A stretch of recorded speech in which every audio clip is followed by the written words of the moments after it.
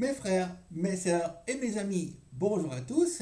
J'espère que vous allez bien, que vous portez bien et que vous gardez toujours le dépôt de la foi. Amen. Gloire au Seigneur.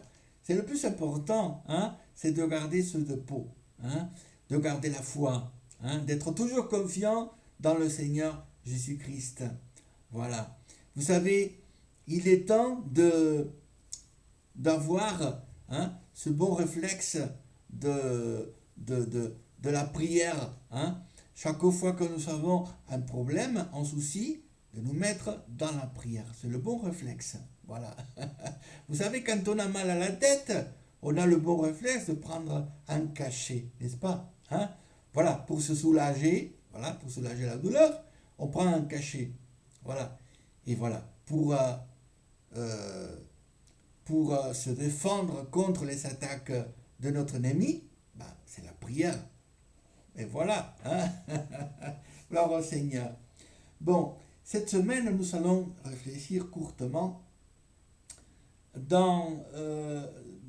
sur un sujet, voilà, c'est parfois qui touche notre état, n'est-ce pas? Il y a des jours où on se sent bien, on est bien, comme on dit, en forme, on est bien en forme, tout ça, voilà. On est bien heureux, voilà.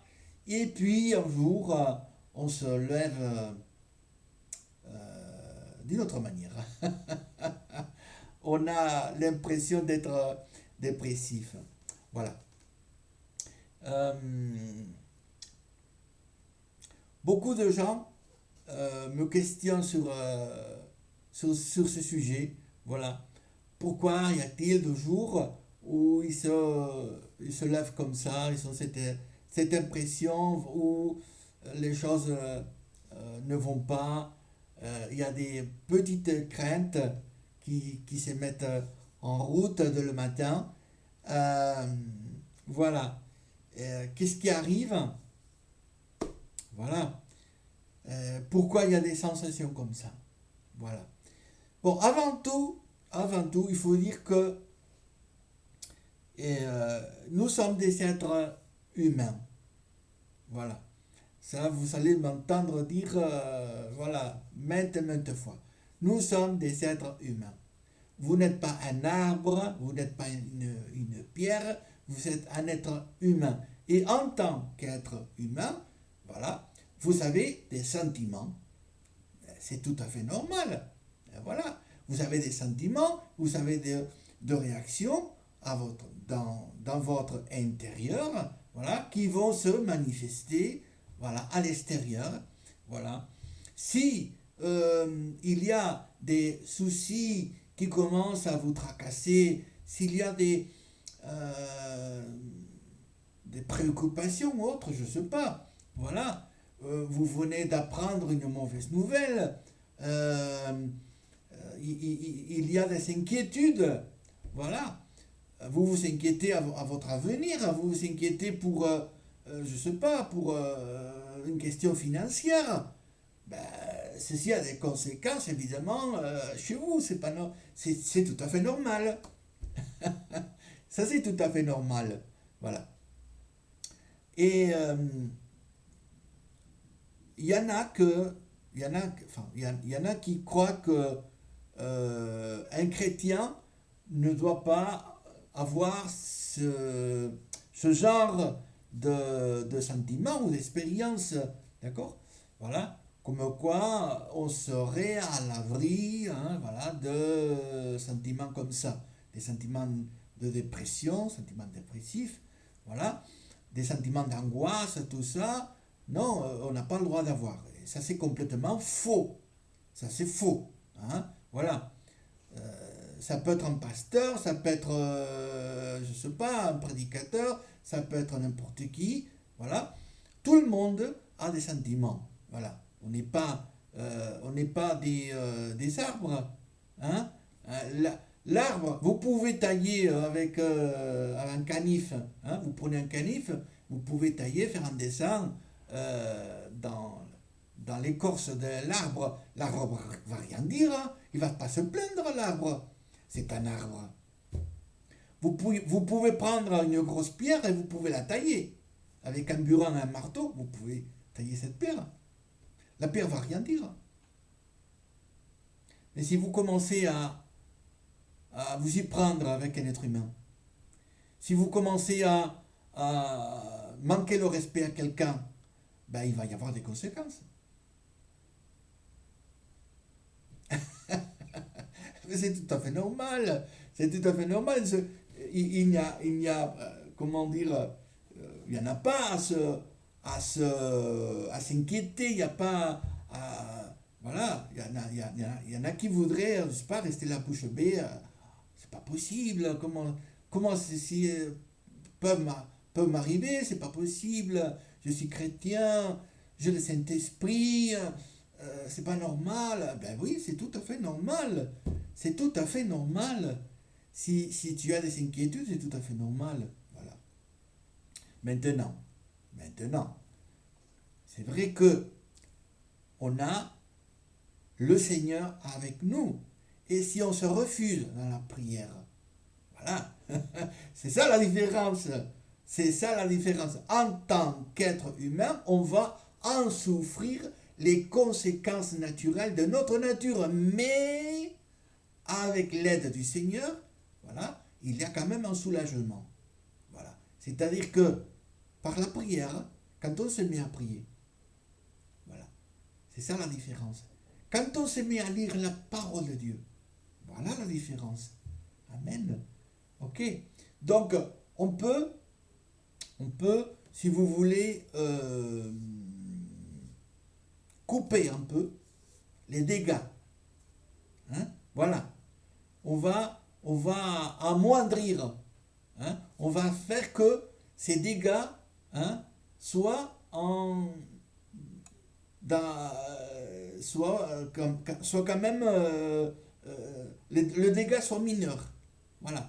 Soit plus petit pour que l'on comprenne. Vous voyez? Mais pour cela, il faut avoir des bons réflexes. Comme j'ai dit tout à l'heure, vous avez un mot de tête terrible, vous le prenez en cachet. C'est le bon réflexe.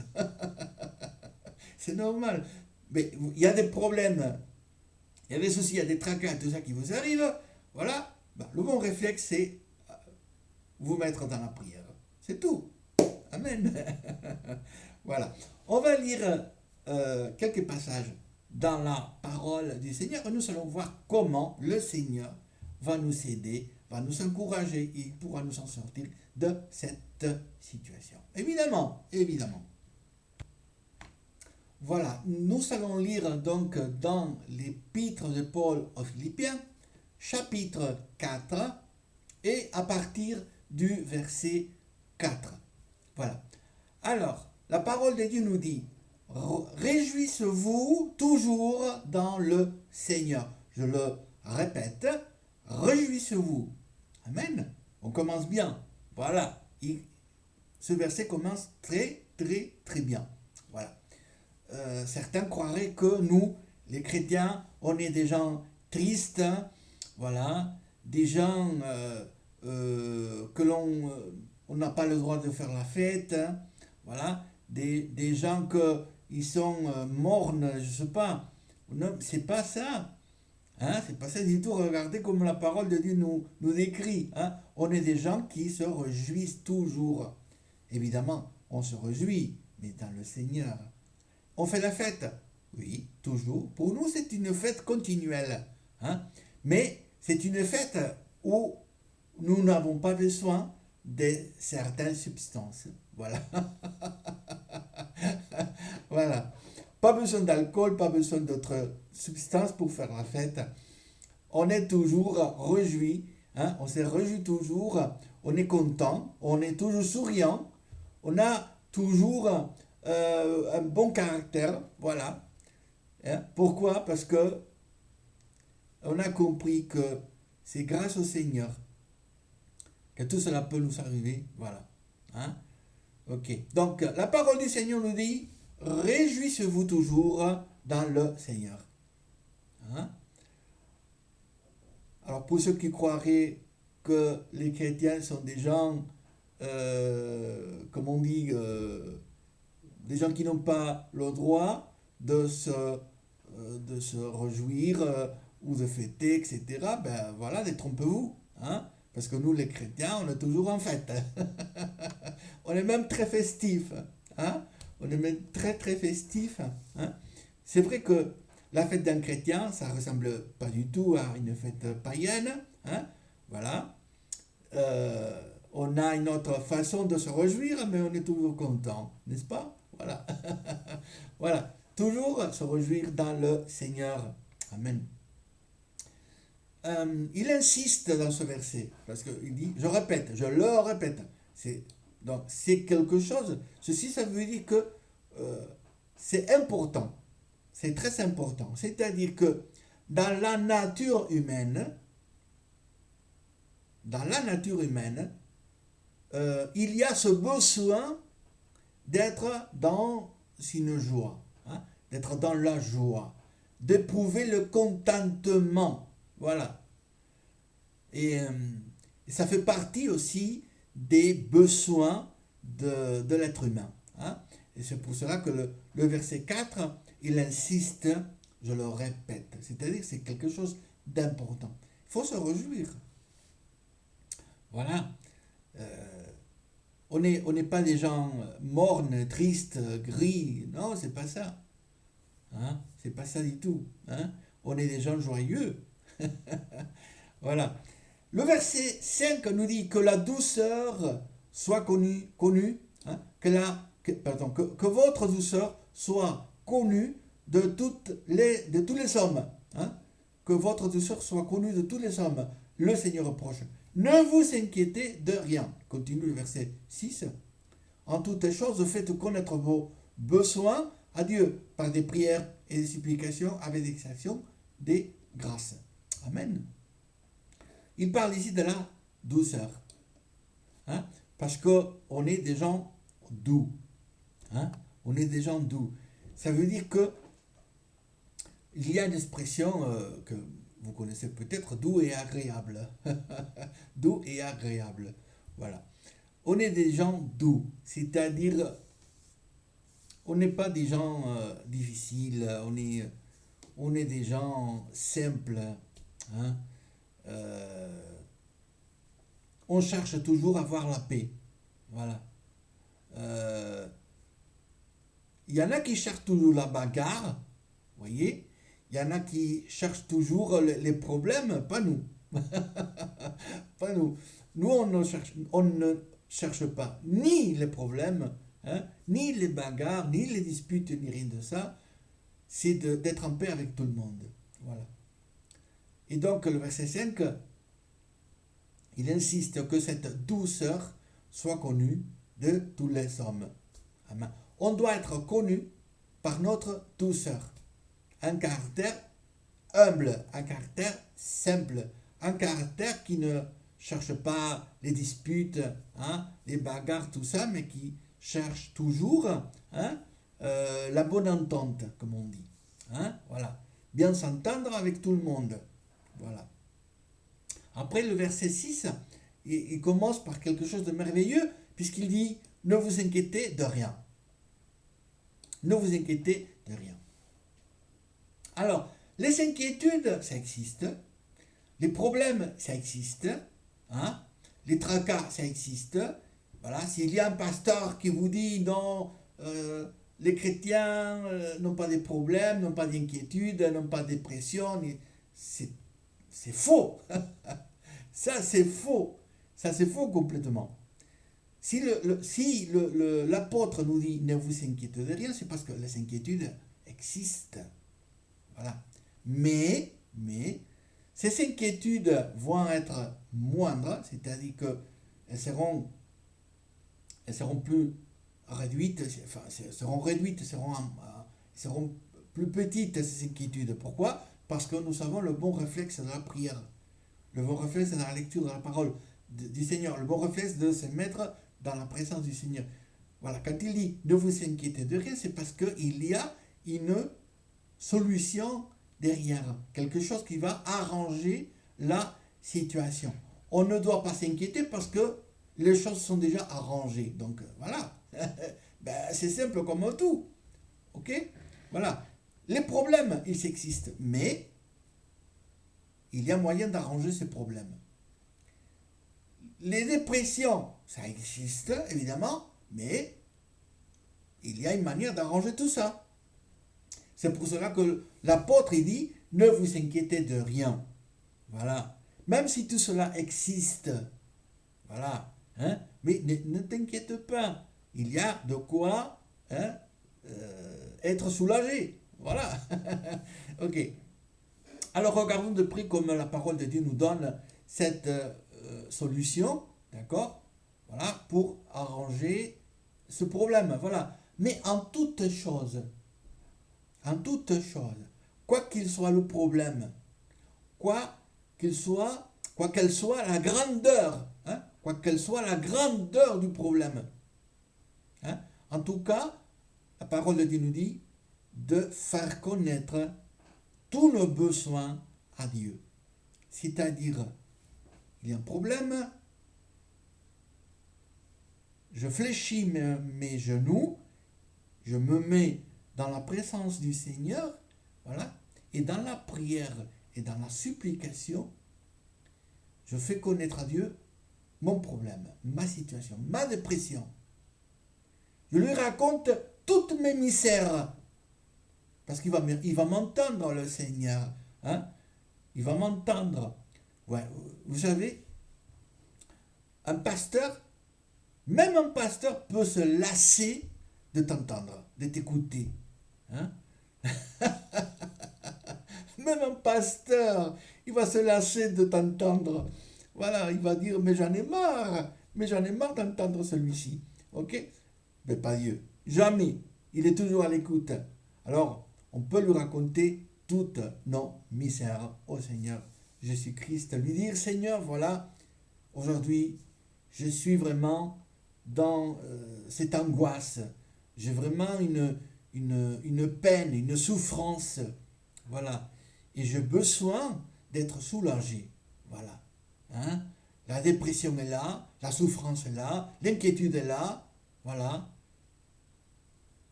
Il y en a qui sont dans les nerfs, hein? Cette nervosité. Hein? Voilà. Mais la parole de Dieu nous dit de faire connaître toutes nos misères au Seigneur Jésus-Christ. Seigneur, me voici devant toi. Voilà. Je te raconte toutes mes misères. Parce que je sais que tu es à l'écoute. Voilà. Tu m'aimes. Tu m'aimes, Seigneur. C'est pour cela que tu m'entends. Hein? Tu m'entends parce que tu m'aimes. Voilà. Et la parole de Dieu, regardez, nous dit de faire connaître nos besoins à Dieu par des prières, des supplications. Voilà, donc on raconte tout au Seigneur, on supplie au Seigneur. Seigneur, je t'en supplie. Hein. Le Seigneur veut que on se donne tout entier, on se rend, comme on dit. Hein. Vous savez que, pour que vous compreniez bien, quand quelqu'un va faire un hold-up, vous voyez, voilà, dit oh les mains, hop, et les gens mettent les mains en haut, voilà, hein, ils se rendent, je me rends, vous voyez. Le Seigneur, il veut qu'on se rende devant sa présence, c'est-à-dire que, voilà, on reconnaisse toute notre tas, toute notre misère. Voilà, on dit, ça y est, Seigneur, je me rends devant toi, hein. C'est toi le chef. Voilà, Seigneur. Et après, il dit, avec des actions de grâce. C'est-à-dire que, confiant que tout ce que nous avons demandé, ça va être accompli, ça va être fait. Amen. Ensuite, le verset 7, merveilleux. Il dit, et la paix de Dieu. Ah, là, il y a un changement, déjà. Hein? Il y a un changement. Avant, il y avait les problèmes, l'inquiétude, il y avait la dépression, il y avait tout ça qui nous tracassait. Voilà, on avait un gros mot de tête, hein, parce qu'on ne savait pas comment s'en sortir. Mais au verset 7, c'est fini. Au verset 7, il dit, et la paix des dieux. Ça y est, on est dans la paix. On est rentré dans la présence du Seigneur, on a raconté au Seigneur toutes nos misères, on s'est rendu à la volonté de Dieu. Voilà, Seigneur, ta volonté, Seigneur, je vais faire ta volonté, je me rends. Hein? Je me rends, c'est toi le chef. Voilà. Et le verset 7, et la paix des dieux. Là, il y a tout qui change. Voilà.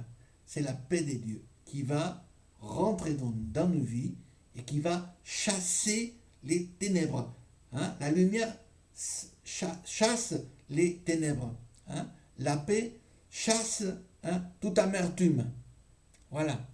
Donc la paix envahit nos cœurs et nos âmes. La paix de Dieu qui surpasse toute intelligence. Toute intelligence. Alors les gens vont se demander, mais c'est pas possible. Ce gars, c'est pas possible. Comment c'est possible? Il en souffre de ça, de ceci, voilà. Il y a plein de choses qui lui ont arrivé.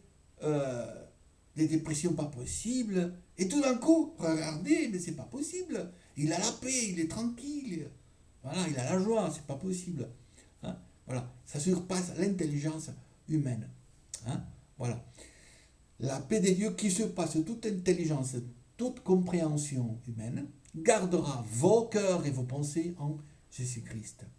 Hein? Gardera vos cœurs et vos pensées.